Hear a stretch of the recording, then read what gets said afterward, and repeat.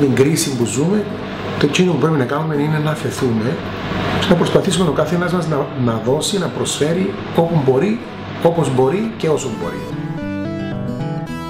Οι συνεργάτες μου στην κλινική το είδαν αμέσως με πολύ θετικό μάτι. Αμέσως είπαν ότι θα εμπλακούν και αμέσως εμπλάκηκαν και ξεκινήσαμε αμέσως τις διαδικασίες τις πρακτικές. Στείλαμε φυσικά και σε όλους τους οδοντιάτρους επιστολές για να τους ζητήσουμε με τον δικό τους τρόπο να μπουν κάτω από την ομπρέλα του Open Clinic Day και φυσικά ακόμα να μένουμε από πολλούς οδοντιάτρους να με επικοινωνήσουν. Είδα τον κύριο Μάριο που μίλησε. Μιλώ σου ειλικρινά, τρέξαν τα μάτια μου.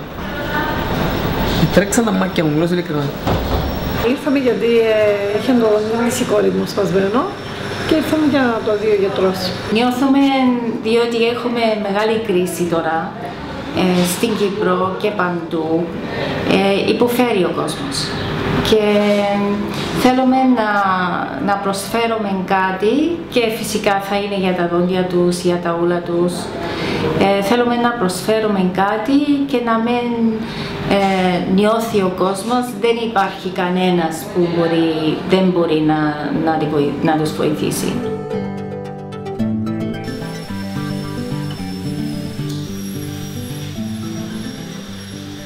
Είμαι κηδεμόνας τριών με το γραφείο βοηθάμε τίποτε. Λοιπόν, επειδή είμαι άνεργος δεν μπορώ να μου βγάλει το γραφείο μου την κάρτα του νοσοκομείου. Και δεν μπορώ να πάρω το μωρό γιατρό, δεν το δεχούνταν το μωρό.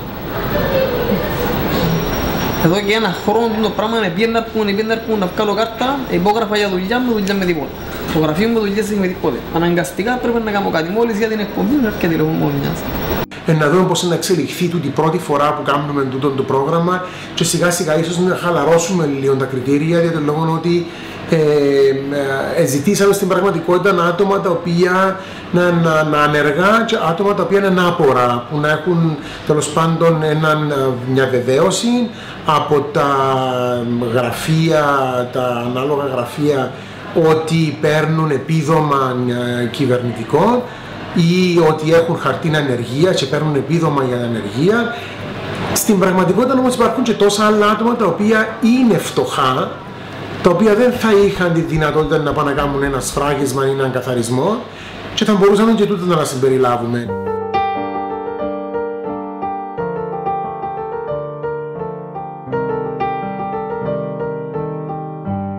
Μέναμε να κάνουμε εξαγωγές, σφραγίσματα, απονευρώσεις, καθαρισμούς.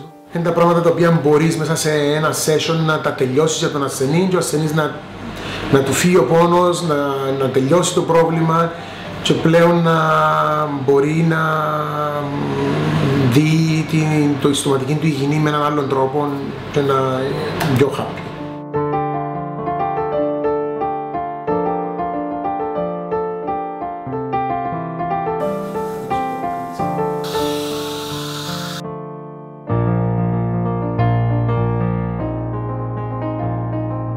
Ο κόσμος είναι πάρα πολύ ενθουσιασμένος.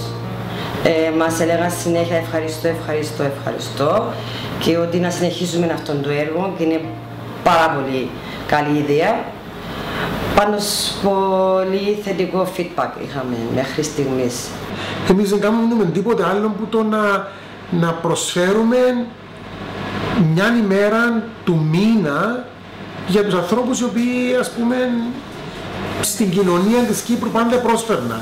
Είτε τούτοι είναι τέλος πάντων άπορα άτομα τα οποία πάντα δούλευαν και πρόσφερναν σε τούτο το κοινωνικό σύνολο, είτε είναι συνταξιούχοι οι οποίοι έχουν αναλώσει τη ζωή τους στο να δουλεύουν για τον τόπο και τώρα παίρνουν μια πενιχρή σύνταξη, είτε είναι παιδάκια τα οποία οι γονείς τους προσπαθούν να τους προσφέρουν το καλύτερο αλλά δεν μπορούν να τα καταφέρουν λόγω της κατάστασης. Δεν κάνουμε τίποτε. Εγώ πιστεύω ότι το που κάνουμε είναι έναν τίποτε μπροστά στο τι θα μπορούσε να γίνει γενικά μέσα στην κοινωνία που ζούμε. Υπάρχουν πάρα πολλά πράγματα που μπορούν να γίνουν από πάρα πολλούς και ελπίζω κάποτε να γίνει το πράγμα και να μην είναι αργά. Είναι πολλά χαρούμενος που υπάρχει μια κλινική η οποία μπορεί να ανταπεξέλθει στις ανάγκες του κόσμου να προσφέρει δωρεάν οδοντιατρική φροντίδα για όποιον τη χρειάζεται. Νιώθω πάρα πολλά ευτυχισμένη. Περάσαμε πάρα πολύ ωραία το πρωί.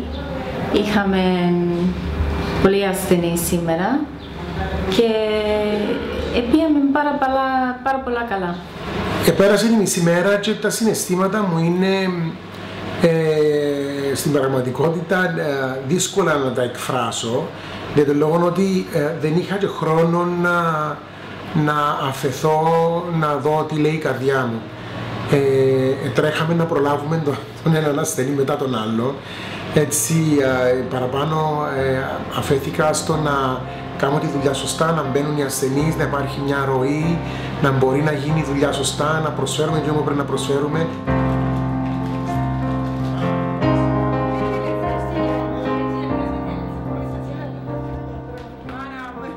Η καρδιά μου στη νύχτα είναι γεμάτη.